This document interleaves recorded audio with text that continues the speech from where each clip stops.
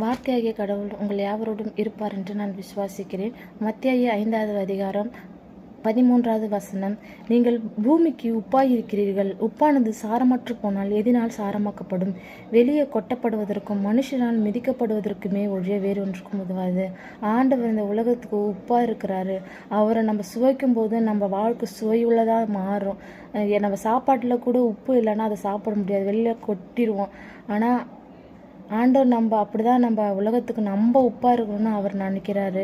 நம்ம ஆண்டவரோடு நம்ம பேசுகிறோம், நம்ம ஜெபம் பண்ணுறோம். ஆனால் ஆண்டவர் திருப்பி நம்மளோடு பேசணும்னா நம்ம உப்பு எப்படி இருக்கணும்னா சாரமாக இருக்கணுமா. அந்த சாரை எதை குறிக்குதுன்னா பரிசுத்த ஆவியானவரை குறிக்கிறது. நம்ம ஒரு தப்பு பண்ணும்போது, நம்ம சில கவலைகள் படும்போது, நம்ம அப்பா அம்மா ஃப்ரெண்ட்ஸ் நம்மளுக்கு ஆறுதல் சொல்லும்போது நம்ம அதை ஆறுதல் அடைந்து சந்தோஷத்தை பெற்றுக்கொள்கிறோம். அப்போ உலகத்தில் நம்ம ஜீவிக்கிறதுக்கே ஒரு கைடன்ஸ் தேவைன்னா பரிசுத்த ஆவியானவர் இருக்கும்போது நம்ம மனுஷங்களோட கைடன்ஸ் தேவையில்லை. பரிசுத்த ஆவியானவரே நம்மளை நடத்தி கொண்டு போவார். அப்போ அந்த பரிசுத்த ஆவியானவர் என்பது எதை குறிக்கிறதுனா சாரமான உப்பை குறிக்கிறது.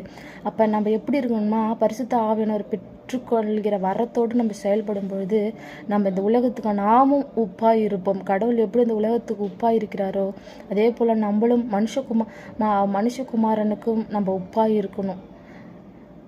ஆமென்.